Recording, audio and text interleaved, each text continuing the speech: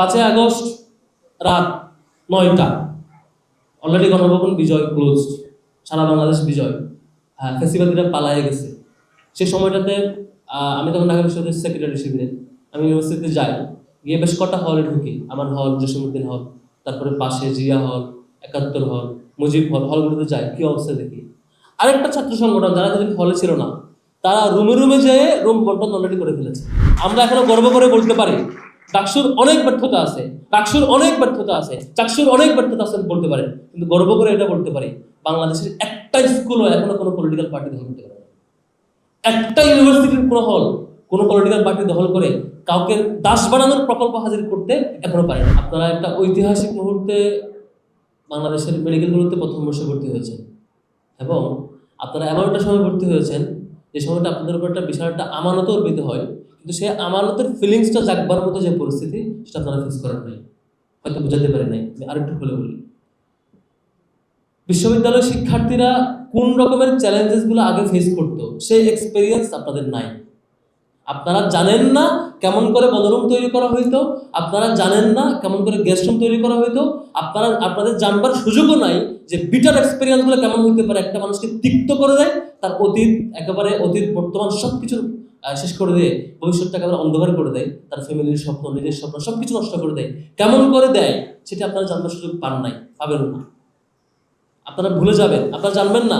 আপনার বড় ভাইকে রাত 3টা বাজে হল থেকে বের করে দেওয়া হয়তো, বলা হয়তো ঘুরে আয়, প্রোগ্রাম করায়, অমুক নেতারা প্রটোকল দেয়, পরের দিন পরীক্ষা হলে যাওয়ার দরকার নাই, ক্লাসে যাওয়ার দরকার নাই। আপনার ফেসবুকে কোনো একটা বিপরীত মতের পোস্টে লাইক পড়ার কারণে, অথবা কোনো একটা ইসলামী সঙ্গীত শোনার কারণে, অথবা রাজনৈতিক একটা ভিন্ন মত পোষণ করার কারণে হল থেকে ধরে নিয়ে এসে সারা রাত টর্চার করা হয়তো, হাত পা ভেঙে দেওয়া হয়তো। বিশ্ববিদ্যালয়ের শিক্ষক নামের কাপুরুষরা তাদেরকে নিয়ে গিয়ে অপরাধী হিসেবে ধরে নিয়ে থানায় গিয়ে মামলা দিয়ে আসতো ভিকটিমকে। সেই পরিস্থিতি আপনারা ফেস করেন নাই, আপনারা জানবেন না যে আসলে কেমন ট্রমাটাইজ কন্ডিশন আমরা ফেস করেছি। 5 আগস্ট রাত 9টা অলরেডি গণভবন বিজয় ক্লোজড, সারা বাংলাদেশ বিজয়। হ্যাঁ, ফেসিবাদীরা পালায়ে গেছে। সেই সময়টাতে আমি তখন ঢাকা বিশ্ববিদ্যালয়ের সেক্রেটারি শিবিরে, আমি ইউনিভার্সিটিতে যাই, গিয়ে বেশ কটা হলে ঢুকি। আমার হল, জসীমউদ্দিন হল, তারপরে পাশে জিয়া হল, 71 হল, মুজিব হল, হলগুলোতে যাই, কি অবস্থা দেখি। আরেকটা ছাত্র সংগঠন যারা যেদিন হলে ছিল না, তারা রুমে রুমে যেয়ে রুম বন্টন অলরেডি করে ফেলেছে। কে কোন রুমে উঠবে, কেমনে ভাগ করবে, কোনটা গণরুম বানাবে, কোনটা কে কোন নেতা কোন রুমে থাকবে, ভাগ বন্টন করে কাপড় চোপড় আনা শুরু করে দিচ্ছে। কয় তারিখ বললাম? 5 আগস্ট 2024 রাতের বেলা। খুব বেশি টাইম নাই। আপনারা গণভবন নিয়ে ব্যস্ত, অন্যরা গণরুম নিয়ে ব্যস্ত। আমার কথা বিশ্বাস না হলে সেই সময়ে ঢাকা বিশ্ববিদ্যালয়ের হলগুলোর ফ্লোরগুলোর সিসিটিভি ফুটেজ চেক করবেন। সেই সময়ে যদি বিশ্বাস না হয়, যে পূত পবিত্র মুখগুলো এখন বড় বড় বক্তব্য দেয়, সবার আগে বাংলাদেশ বক্তব্য দেয়, তারা সবার আগে গণরুমে স্লোগান দিয়েছিলেন, চেষ্টা করেছিলেন। এটা দেখার পরে আমরা প্রণব করি যে না, এটা তো হতে দেওয়া যাবে না। সেটা আমি কেন্দ্রীয় সভাপতিকে ফোন দিই, মঞ্জুর ইসলাম বলছেন, ভাই এই প্ল্যান হচ্ছে আমাদেরকে সবার আগে সিদ্ধান্ত নিতে হবে, ছাত্র শিবির কোনো হল দখল করবে না, কারো দখল করতে দিবেও না। সাথে সাথে আমাদের সে সময় কেন্দ্রীয় সভাপতি মিটিং আহ্বান করলেন, সকল শাখা যুক্ত হলেন অনলাইনে জুমে। সিদ্ধান্ত হলো যে সকল ভাইয়েরা এতদিন বাইরে ছিলেন বাইরেই থাকবেন, আপনি রানিং শিক্ষার্থী, তারপরে হল ওঠার চেষ্টা করবেন না। নিয়মতান্ত্রিক উপায়ে পরবর্তীতে অ্যাপ্লিকেশন দিয়ে মেরিট বেসিসে যার সিট পাওয়ার সে পাবেন, আপনি বঞ্চিত বলে এখনই হল উঠে যাবেন, সেই সিদ্ধান্ত আপনারা করতে পারবেন না। সিদ্ধান্ত দিয়ে দেওয়া হলো নিজেরা তো উঠবেনই না, অন্য কারো উঠতেও দেবেন না।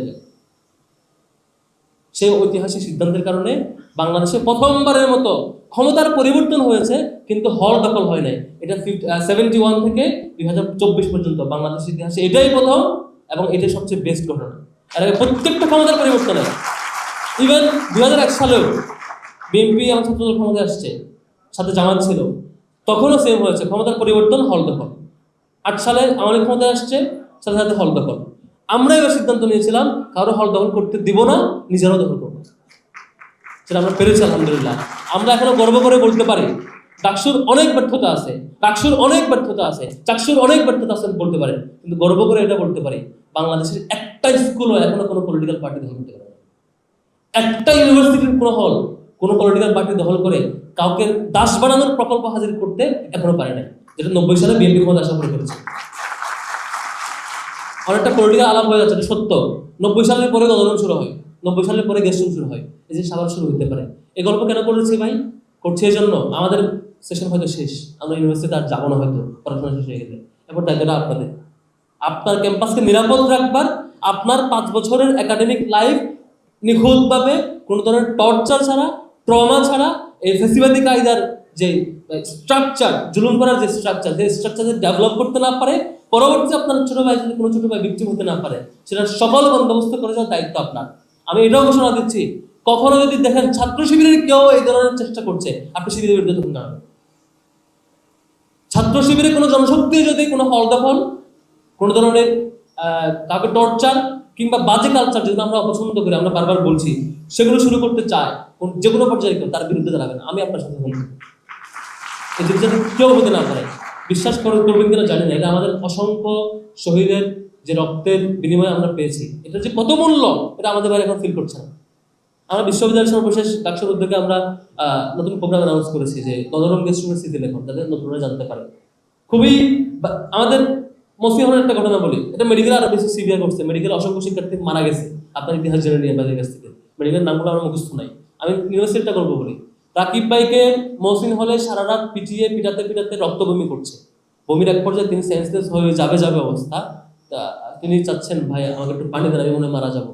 তাকে বলছে তুই পেশাব খা, পানি খাওয়ার দরকার নাই। তাকে পেশাব করে বোতল নিয়ে দিল।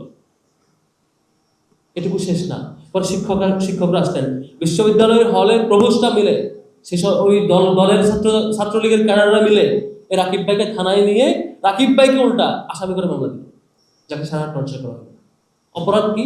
অপরাধ হচ্ছে জাস্ট একটা বিষয়ে তাদের সাথে ভিন্নমত পোষণ করছে, এটা হচ্ছে তার অপরাধ। তো এই ঘটনাগুলো আগে ঘটেছে, এখন আলহামদুলিল্লাহ আপনারা পারছেন।